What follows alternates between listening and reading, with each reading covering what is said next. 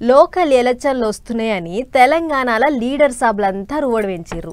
ఊరూరు సుడి పెడుతుర్రు, రిబ్బన్లు కత్తిరిస్తుర్రు, శంకుబండలు పాతిస్తుర్రు, సర్కార్ పథకాలు అన్ని తీర్లా ఎగరబెడుతుర్రు. అయితే అంత మంచినే ఉన్నది కానీ పథకాల పేరు మీద పంచాదులు కూడా గట్టినే నడుస్తున్నాయి. ఇక చూడుర్రి, కొత్త రేషన్ కార్డులు వంచే కార్యానికి పోతే కార్ పార్టీ ఎమ్మెల్యేకు షేప్ పార్టీ వాళ్ళకు లడాయి ఎట్లా నడిచిందో.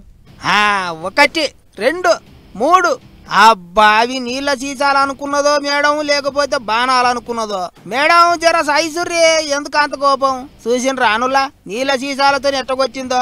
ఆసిఫాబాద్ ఎమ్మెల్యే కోవా లక్ష్మక్కకు కోపం గట్టిగానే వచ్చింది. మరి ఎందుకయ్యా అంటే ఈ దెబ్బలు పడ్డా అన్న పేరు చావనాయకు, చేయి పార్టీ లీడరు. అయితే జానకపూర్ రైతు వేదికల కొత్త రేషన్ కార్డులు పంచే పేరంటాన్ల ఈ లొల్లి అయింది. మొదలు చేయి పార్టీ వాళ్ళు మాట్లాడుకుంటా పాత సర్కారును దెబ్బి పొడిచిర్రాట. గంతే గా ముచ్చటిన్న ఎమ్మెల్యే మేడం అట్టెట్ట అంటవా, మీ లెక్క మేము మాటిచ్చింది అప్పలేదు, అన్నయ్యని బరాబరి చేసినాం అని గరం అయిందట. దీంతో 2 పార్టీల కార్యకర్తల నడమ లొల్లి ముదిరి నీళ్ల సీసాలతో కొట్టుకునే దానికొచ్చింది. ఇక ఈ పంచాయతీ ఇట్లుంటే ఆదిలాబాద్ జిల్లా తలమడుగు మండలంలో సుంకిడిలో ఇసోంటిదే ఇంకో పంచాయతీ. రేషన్ కార్డులు పంచే పేరంటంలా చేయి పార్టీ వాళ్ళు పాత సర్కారుని ఏమో అనబోతే అట్లెట్లా అంటారు? ఇది సర్కార్ కార్యం, రాజకీయం మాట్లాడొద్దని కారు పార్టీ కార్యకర్తలు లొల్లి మోపు చేసిరాట.